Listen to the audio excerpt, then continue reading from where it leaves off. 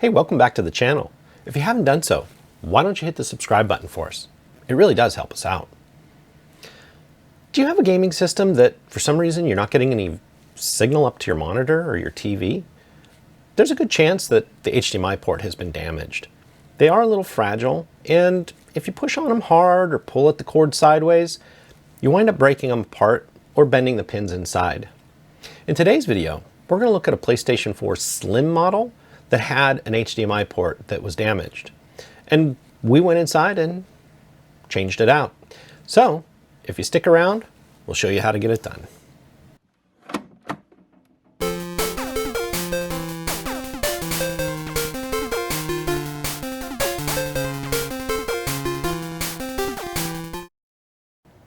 Hey, welcome back to the channel. Today on the bench, we have another PS4 that's in need of an HDMI port. The owner didn't give a lot of description, just came in and said, replace the HDMI. So that's what we're gonna do. While we've shown the procedure on a standard or a fat PS4, PS4, not a PH4. This is the Slim model, so we're gonna go ahead and take a look at it today. I'm gonna pop this apart, and I'll be right back. Okay, we're back. And here's our Slim PS4 motherboard out. We got the microscope out, and based on some comments that I've received, I got our monitor set up with what our microscope's looking at. If anybody's curious, because I've had this question asked, this is actually a very inexpensive one that I bought off Amazon. I'll link it below, even though I'm not I'm not an affiliate at the moment. But for a hobbyist, this is a great microscope. The arm is just an inexpensive microphone stand. I've been using it for a long time, and honestly, I need to upgrade. But, so we got the board under the microscope, and what you can see here, and at first, when I was looking into the port with just a jeweler's loupe really quick, which are a very handy tool to use for quick inspections, I didn't think there was anything wrong. Most of the time when you get a bad HDMI port, the little pins inside are bent up, and there's other problems you can see. But in this one, I thought, well, maybe it's not gonna work out with just changing a port. But as soon as I got it apart, I could tell. And by the way, I didn't think you wanted to see taking the PS4 apart, because there's a lot of videos on that already, and there is quite literally 30 plus screws to get this thing apart. It's tedious compared to some of the other ones. So anyway, if you look here, here's our HDMI port right here. And you can see this chunk of plastic hanging out. And if you take a peek at a new port, you can see that it's in. Sorry, it's focused down at the board and not up at the edge. But anyway, that's our problem. So we definitely have a bad port on this this particular PlayStation. So to get into it is like our typical port. What we're going to do is make sure our soldering iron is up to temp and our hot air station.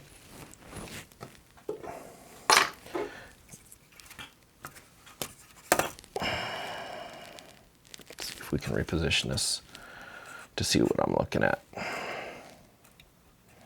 Okay.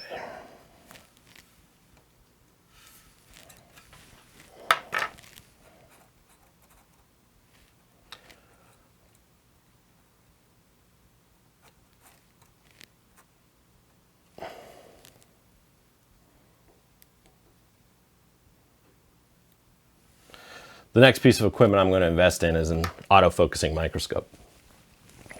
So anyway, here's the back of our port. Make sure we're looking at the right one. And we are not. Look at that.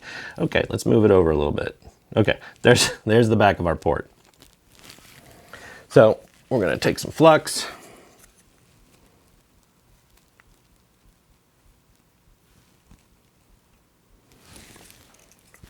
Now with the way the back is pushed out, we can't get any low temp solder or flux on those pins because I don't want to push it back that potentially could damage the board. So we're going to leave it as is and try to get it off the board.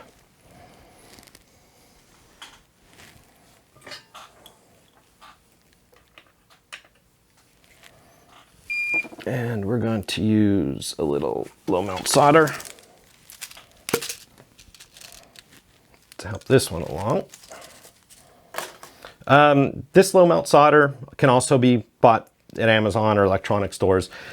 It melts at an incredibly low temperature, maybe at only 200 degrees, 180 degrees. But the nice thing is it stays molten for a long time. If you don't have a hot air station, this is the way to get chips off of a surface mount chips off of a board.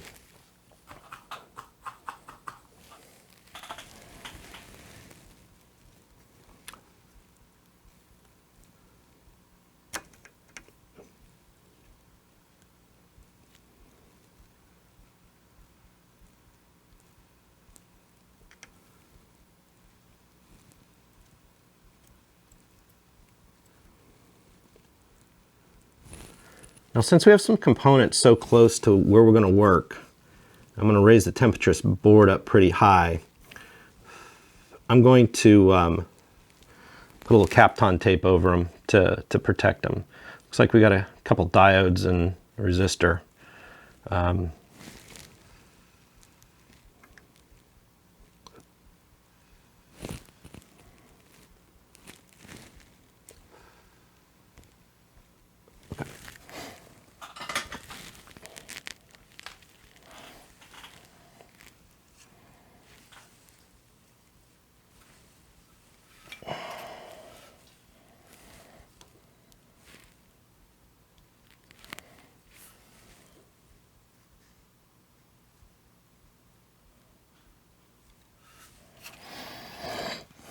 Okay, there's our port.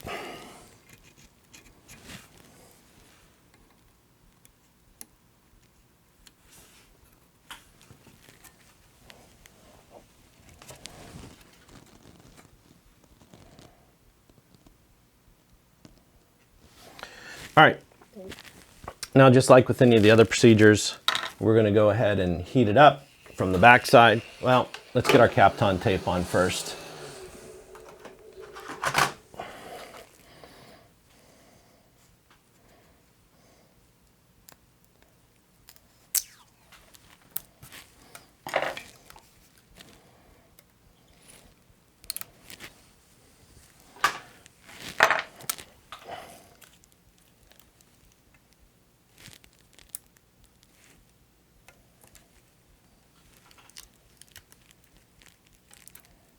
There. That'll just help protect those components at the edge. And like I was getting ready to say, you know, we're going to heat this up from the back.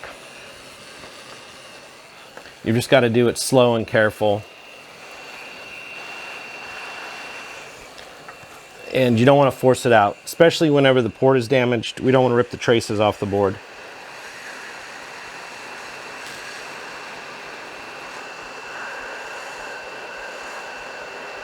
I'm purposely angling the heat away from our Ethernet port because I don't want to melt the plastic.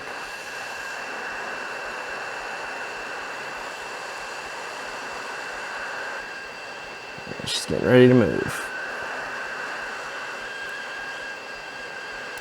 There we go. And it's out. You know what, while we're here, go ahead and get some regular leaded solder on it.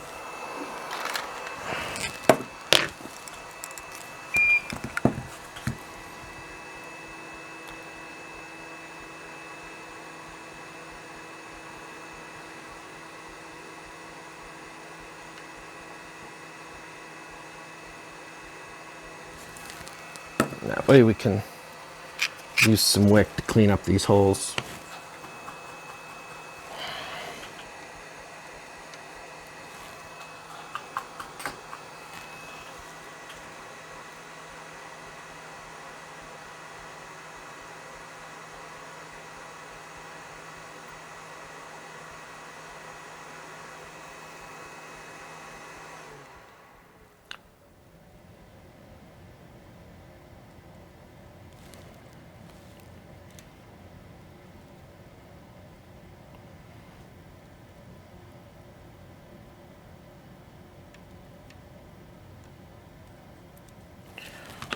All right, let's take a peek at the other side. 2 of our holes are clear, 2 aren't. Okay, so there's our port. Let's see what we got. Oh good, all of our traces are still there. Let's go ahead and clean that up too.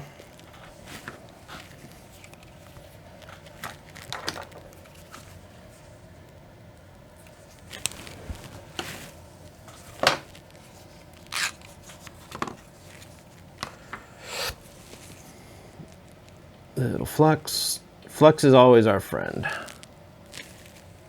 I need a coffee mug that says that.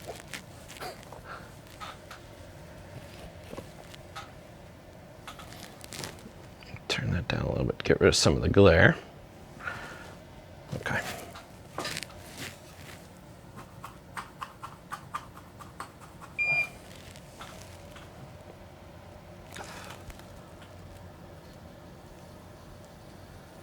Now mixing leaded solder with the non-leaded solder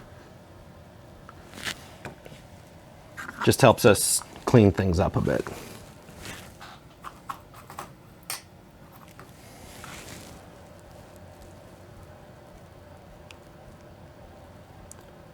And try not to drag. If you're doing this on your own machine, don't drag sideways, especially if you've had port damage already. Just be real careful and go with the pads. Because if you have a loose pad,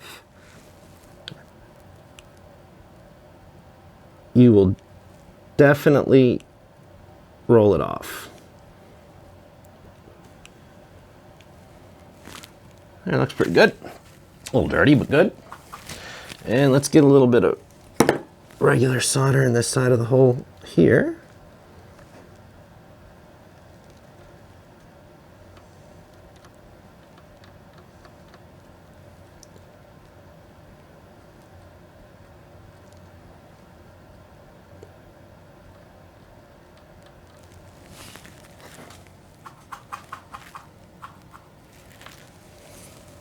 Always keep the tip clean, because otherwise your braid's just going to have to work sucking up the extra solder.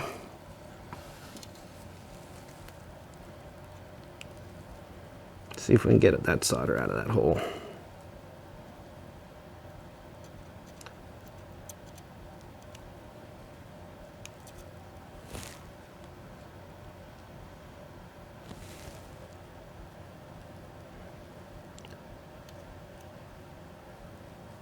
She's being a little stubborn. Might have to heat up the board again.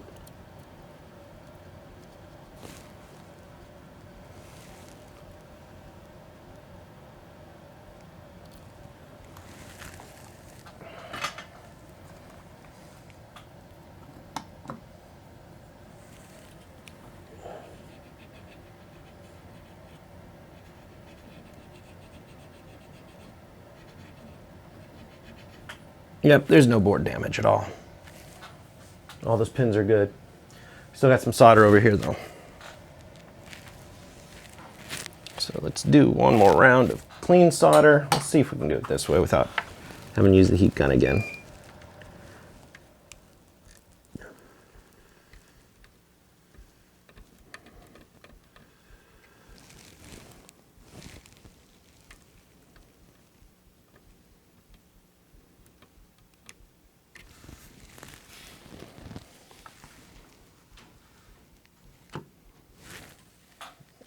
Got a clean spot on our braid.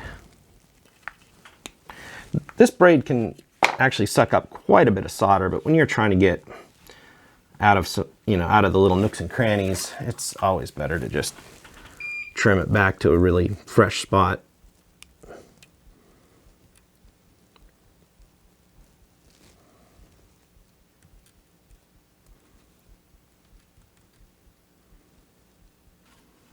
This isn't always a fast process, so got to take your time, clean it right, and there it is. Oh, we got almost all of it. There's just a teeny little bit in there. Let's go ahead and get a little more flux on it.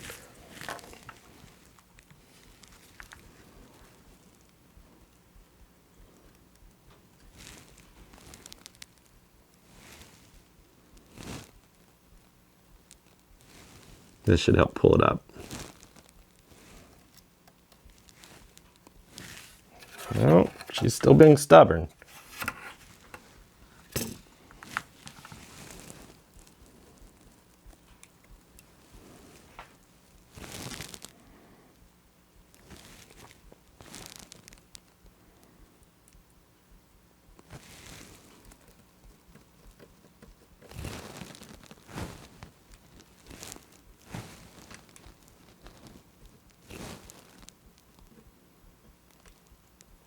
There we go.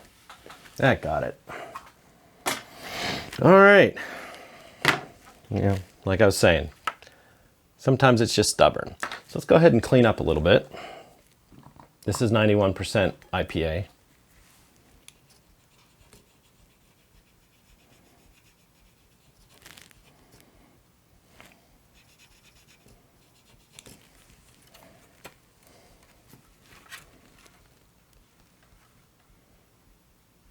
Let's see.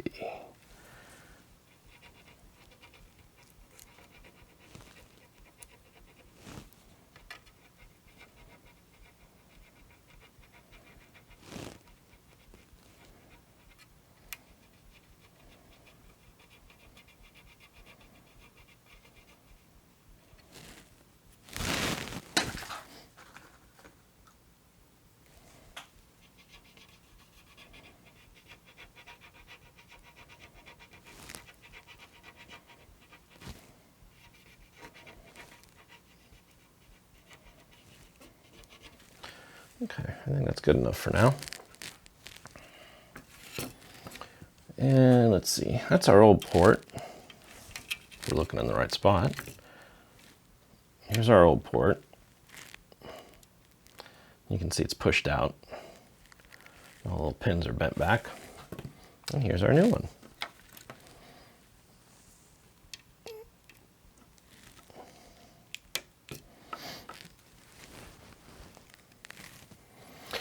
You're gonna have to forgive me.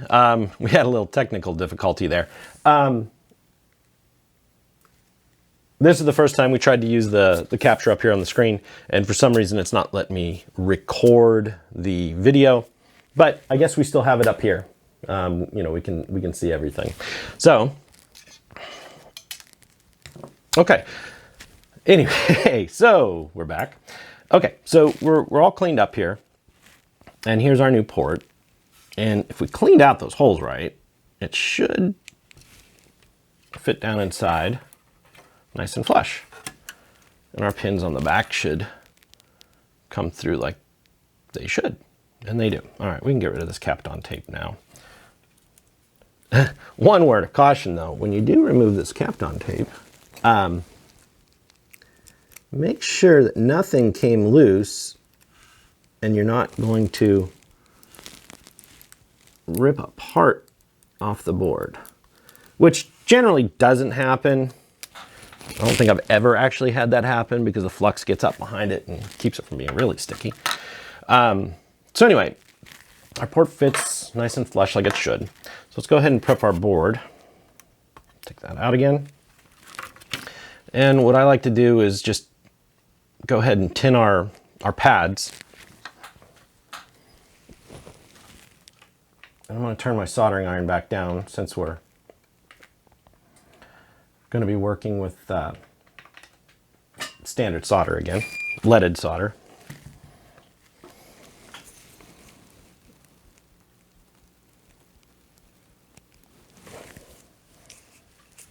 Little flux. Make sure our tip's clean and all the lead-free solder is off.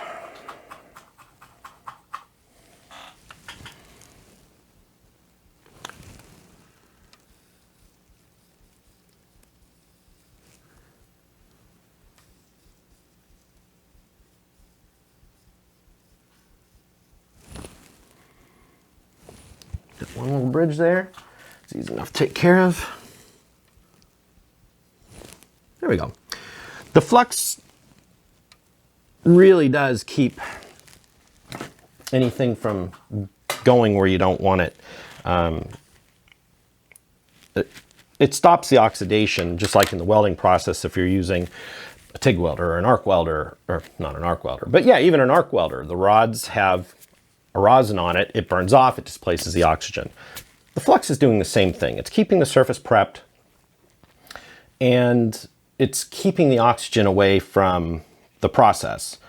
And honestly, that's where a lot of the problems come up.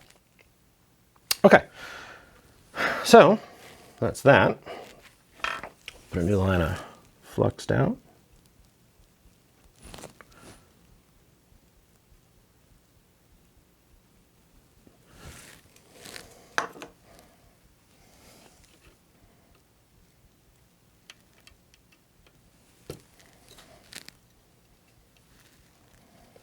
And I'm going to reposition this a bit so we can see down in to the port.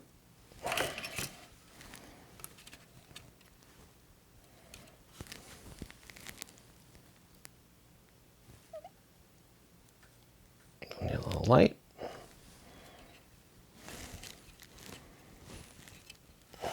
Okay, there we go. Pins are lined up nicely. I'm just going to double check this quick. Make sure it's sitting flush, and we are.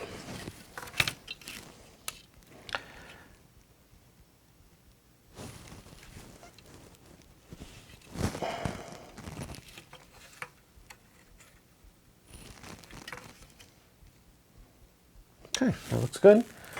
So, if we have a clean tip, we should be able to come in and just give them a little kiss.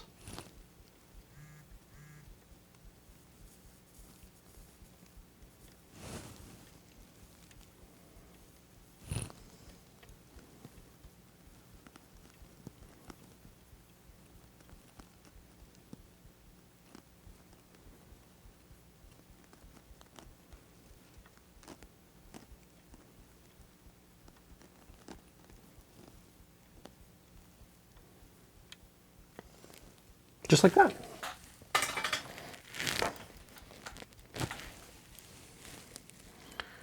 And let's see if those are all soldered.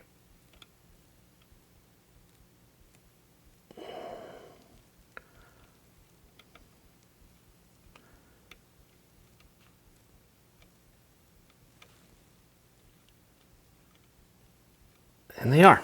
Good. Now we can flip over our board.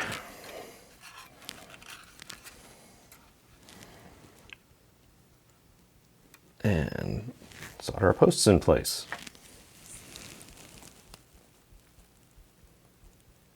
Here again, flux is our friend. Flux is cheap insurance. I know on the camera it looks like there's a lot, but in reality, I've used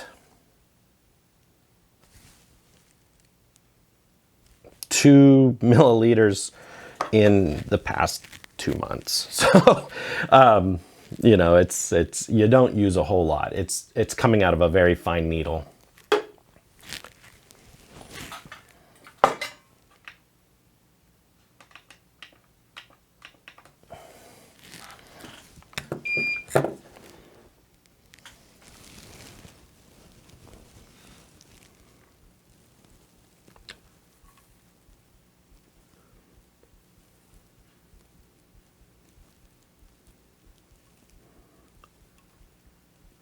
Need enough heat to let it flow down into the board. Now this board isn't nearly as bad as the fat PS4. It's not as thick, it's not as heavy. It's a lot easier to get things moving. On the original PS4, fat PS4, whatever you want to call it, it just takes a ton of heat to get any bit of soldering done on it. It's honestly a lot more than I'm comfortable with, but it's what you have to do to get it to move. That's a lot of solder on that. Let's get some of that off. There we go. Okay. And that's it. That port's in. So let's let's just do some cleanup and we'll be ready to reassemble.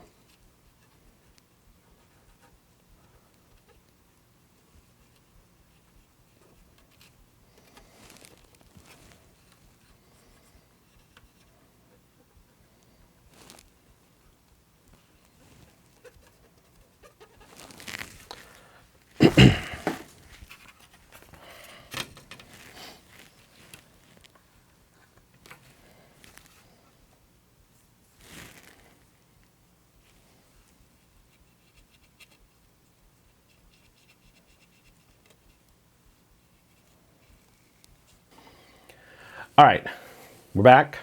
I've gone ahead and buttoned this up. And hey, you know, if you'd like to see a video on breaking down a PS4 Slim, I'd be happy to do one.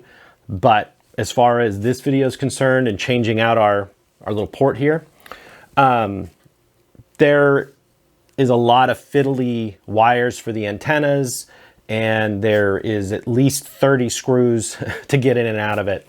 But also, you know, there are steps that I've covered in other videos with, you know, making sure that we vacuum out the shell, making sure that we clean our thermal paste. You know, these are aging. We can't take a chance of reusing the thermal paste. It's got to be cleaned out. It's got to be replaced. So you got to do a full service when you take these guys apart.